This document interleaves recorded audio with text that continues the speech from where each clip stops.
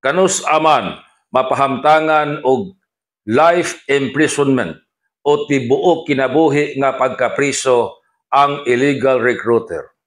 Suma sa Republic Act number 10022.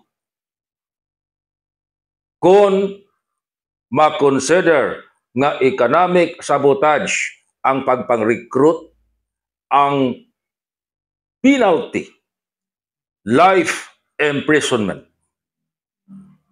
Ug unsa ning gitawag og economic sabotage? Gi-consider sa balaod nga ang illegal recruitment economic sabotage kung mosud nga kini large scale or syndicate. Ningon ang balaod, sindikato ang pagpahigayon sa illegal recruitment kung labing minus 3 ka mga illegal recruiter ang nagkonsabo sa illegal recruitment.